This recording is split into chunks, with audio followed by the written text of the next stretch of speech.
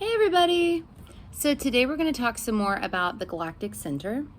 I'm going to add on, the last video I did about the Galactic Center was like 15 minutes and I didn't want to keep going because I like to keep them around 15, 16 minutes at the longest. But I want to talk some more about the trines to the Galactic Center, things that I've noticed about the trines, people having trines to the Galactic Center, using the notion of whistleblowers as an example.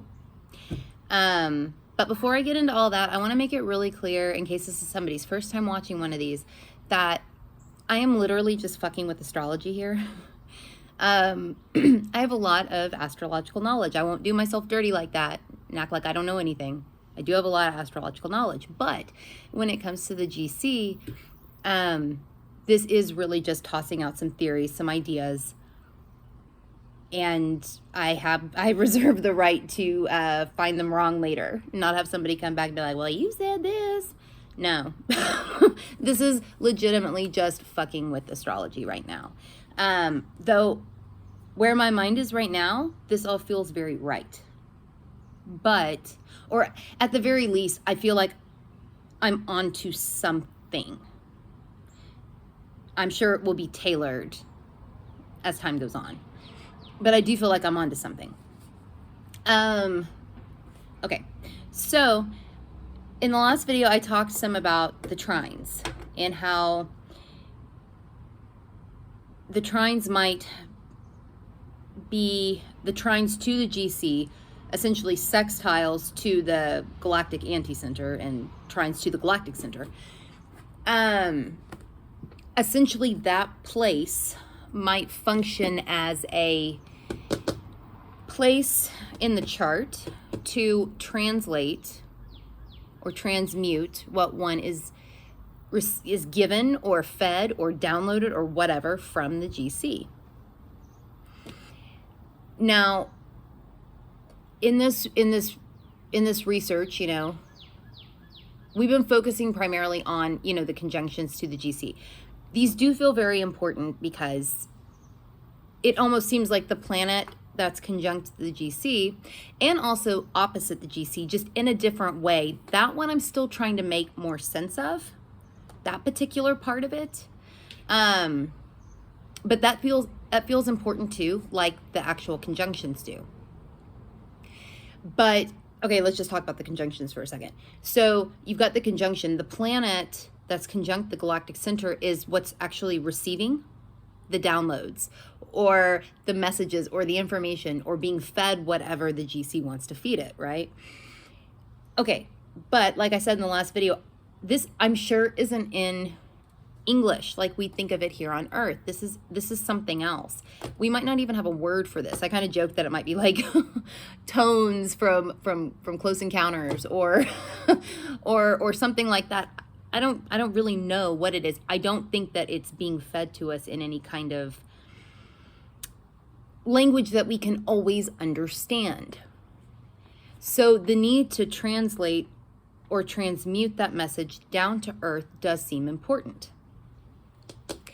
Now, that's kind of where then I started talking about what I talked about yesterday, about that spot that is 2/3 or essentially a trine to the galactic center, a sextile to the anticenter. That point in the chart is where that is able to happen, or that's where I theorize this is able to happen.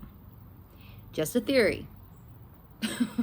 So right now that would be at 27 degrees 3 minutes of Aries and 27 degrees 3 minutes of Leo, because the galactic center is at 27 degrees 3 minutes of Sagittarius. Galactic anticenter is at 27 degrees 3 minutes of Gemini. Now this will differ just slightly in your chart, but I'll tell you this: all the examples I'm about to show, I didn't actually pull their charts. I ran out of room on my Astro data bank, and I didn't want to go through and delete anybody at the moment for this, so I just pulled their charts up on astro.com. So I don't have the galactic center pulled, but with all these people being born when they were, the galactic center would have been at 26 degrees something Sagittarius. So keep that in mind as I'm showing you these. But it is my theory that point, the one in the 27 degrees 3 minutes Aries, 27 degrees 3 minutes of Leo, and 10 degrees ascending, or not ascending, applying, sorry, applying and separating from that particular degree. That's kind of what I'm looking at right now, that window. That window's probably too wide, to be honest. It's probably too wide. But right now, that's kind of where I'm at with that. But I also, this goes without saying, the closer that an actual planet is to that degree, a planet, major asteroids, not some random ass asteroid that, it would need to be a major asteroid like Chiron or something, I would think. That is, those are, that planet or planets, if you have multiple ones within that window of, that window of degree, they would be how you could best translate the shit that comes from the GC in the most harmonious or easy way. Now, let's also keep in mind that trines can be fucking lazy. Let's keep that in mind too. They're easy, but they can be fucking lazy. There probably does need to be some kind of friction somewhere in the chart, and usually there is, to spur on any kind of usage of that trine and not let it get lazy. So while I say I think the trines are how you probably translate this stuff from the GC, you'd also want to make sure that you're not, you wouldn't want it to get lazy. We'll say it like that. So, okay. So in another video, I talked about whistleblowers and the notion of whistleblowers having, well-known whistleblowers having GC connections, usually conjunctions. Now, I'll show you some charts here to show you what I mean. Some of these charts do not have time of birth. That's okay for right now. All I'm really wanting to show you is the trine aspect, and most of these planets that are trine are slower moving. So as long as they were born on this day of birth, as long as this is actually their date of birth, it won't throw it off too much. But okay, so we'll start with, okay, and some of these are going to be from astro.com, some are going to be from Astro Theme. It really just depends on who had the chart already. So the first one we'll talk about is Frank Serpico. I hope y'all can see this. He has the sun and Mercury. They're trine that spot. They're trine the GC. They fall within that window of orb that I was talking about. And his Jupiter is conjunct the GC. So, and it's retrograde. I know I mentioned about Jupiter retrograde before being important. So he has, and even Uranus, though I think Uranus might be just slightly too wide, maybe. I would count Mercury and the sun more than anything.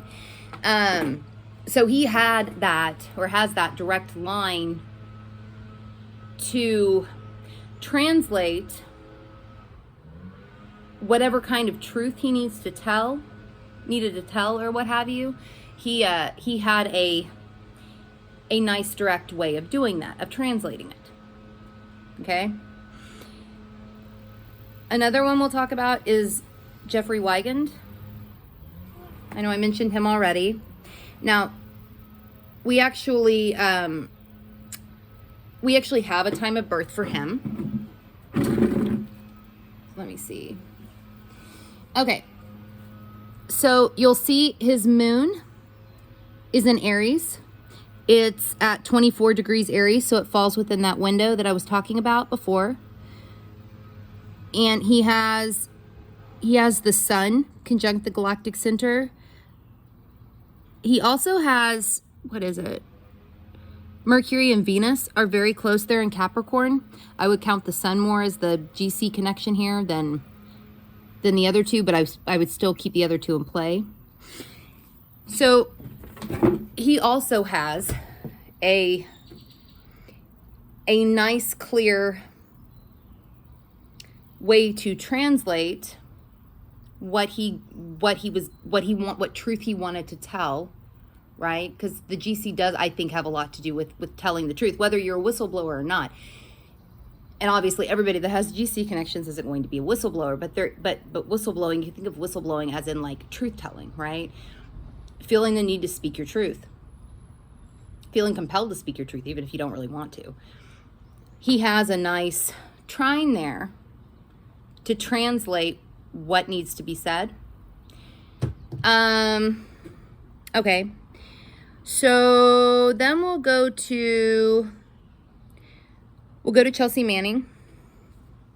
Now, both of those two people, Frank Serpico, Jeffrey Wiegand, they both have Jupiter retrograde. I do think Jupiter retrograde plays into this, to being protected by this.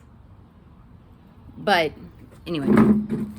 So, okay, here is her chart. We do not have a time of birth for her chart, but you can see that she's got that clusterfuck going on up near the GC with the Sun, Mercury, Uranus, and Saturn. And it trines Jupiter in Aries, which does fall in that window of orb that I was talking about. From, 26 something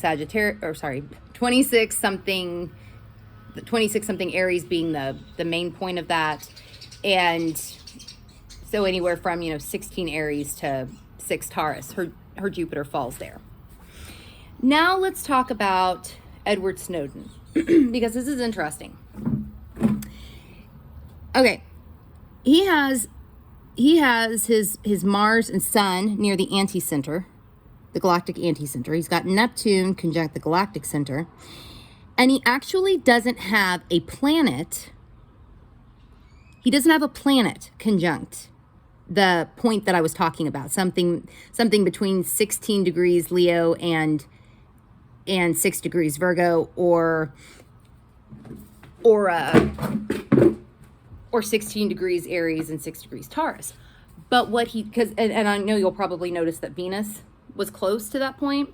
Venus is actually at 14 degrees, so I wouldn't count it here. I wouldn't. I do think there has to be boundaries somewhere, and so that's kind of where my cutoff is, at 16 degrees Leo to 6 degrees Virgo. That's what I'm working with. So that doesn't fall in that window. But what does fall there is his IC, which is the most personal part of the chart, the most personal part of the core that you are conscious of. So that does seem important. Now, his IC is at 20 degrees, 52 minutes of Leo. Now, I looked at this and I thought, okay, maybe what we should do here, I'm not ruling out that the points don't, that the ascendant, descendant, MC and IC, that they don't mean anything, that they're not important here. I think they probably are. But I do think that since they're not real points. They're not in the sky. They're not real tangible bodies. For this sort of thing, you'd probably want to look at the planetary ruler of the angle.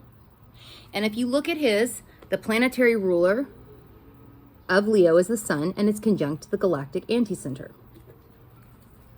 So that planetary ruler does make a GC connection. I think that is interesting. And almost feels like, and I say that's interesting, I almost feel like that offers a layer of protection, right? He's not incarcerated, he lives in Russia, but he's able to live his life, from what I can understand. He's not behind bars. Whereas, and he's also got the Jupiter retrograde thing that I mentioned before, that I've talked about before. Now, another example of somebody who has an angle in that window of degree that I was talking about is Julian Assange. And I know I'm probably not pronouncing that right. Okay, so he doesn't have any actual galactic center conjunctions. He does have Venus opposite the galactic center, right? And he doesn't have anything. He doesn't have a planet in that window of orb that I was talking about, in either in Aries or Leo. But what he does have is the IC. And the IC falls at, I'm sorry, the MC falls, it says MC, his MC falls at 19 degrees 55 minutes in Leo. So in his case, you'd want to look at the sun. Well, his sun makes no GC connection. It doesn't. It's in the 8th house, it's in Cancer, but it doesn't connect at all to the GC, which makes me think that while maybe having an actual planet there to be able to translate it, or having the ruling planet of that angle that we're looking at, or hypothetical point, or even the sun moon midpoint. If you were looking at the sun moon midpoint, I'm also, if you had the sun moon midpoint trine the GC and sextile the galactic anti-center, you'd probably want to look at the planetary ruler of it to see what that was doing with the GC and if it was somehow connected. I do think there's something to be said about that because, as you know, Julian Assange he's in prison or in jail. Not really sure which, but he is locked up, right? So it does make me think that perhaps, and he also, which makes me think that there is something even protective in cases like this about the trines. Kind of like a safe passage to be able to translate this stuff or to be able to speak your truth. Now, obviously, it's not always going to manifest like being a whistleblower, right? It's not always, I don't think the GC always has to manifest that way, but I think it certainly can. I'll probably write this out because as I'm talking about it, I enjoy talking about it, but I'm thinking to myself, this might be really good written out too. So if I do that, I will link it to, if you're watching this on YouTube, I'll link it to YouTube. If you're watching this on Instagram, you can copy and paste the link to your browser. But yeah, I do think, I think the trines are a way to translate this stuff. I think they are.